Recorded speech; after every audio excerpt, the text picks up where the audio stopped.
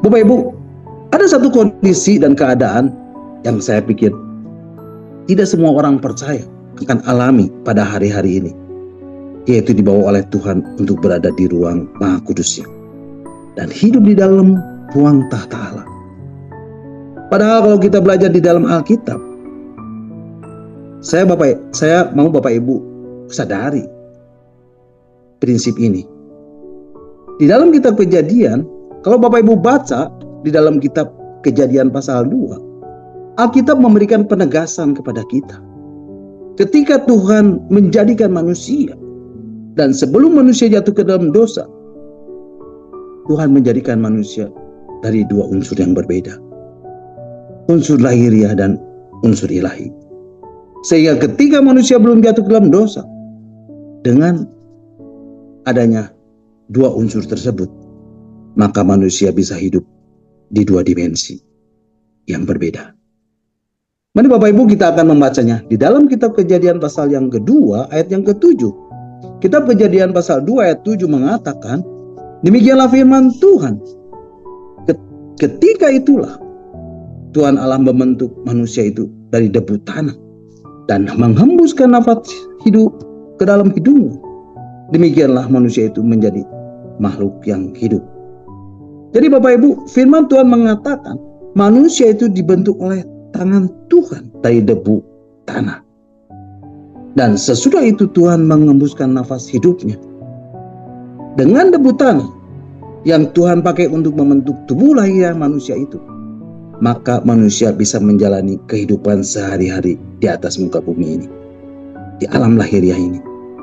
Tetapi ketika Tuhan mengembuskan nafas hidup ke dalam lubang hidung manusia, sehingga manusia menjadi makhluk hidup, Alkitab memberi penegasan. Lewat tembusan nafas Tuhan itulah manusia menjadi memiliki kemampuan untuk bisa bersekutu dengan Tuhan pada saat yang bersamaan. Jadi bersama dengan manusia mengalami kehidupan sehari-harinya di atas muka bumi ini, seharusnya, Bapak Ibu saya ulangi sekali lagi, seharusnya setiap ciptaan baru pada saat yang sama kita juga akan menikmati adanya realita Tuhan di ruang Maha Kudus-Nya, di ruang tahtanya. Ada kehidupan surgawi yang terus-menerus bisa kita nikmati pada waktu yang bersamaan. Karena dengan adanya proses pembentukan manusia dari debu dan tanah dan nafas hidup yang Tuhan hembuskan ke lubang hidup manusia, maka artinya manusia dijadikan dari dua unsur yang berbeda, unsur lahiriah dan unsur rohaniah.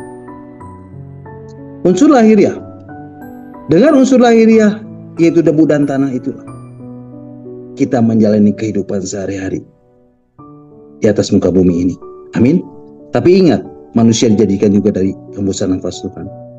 Nah, hembusan nafas Tuhan inilah yang memberi kita kemampuan di saat yang bersamaan ketika kita menjalani kehidupan sehari-hari di muka bumi ini, dan pada saat yang sama kita juga terus tinggal atau berada di ruang Maha Kudus-Nya dan hidup di ruang tahta Allah.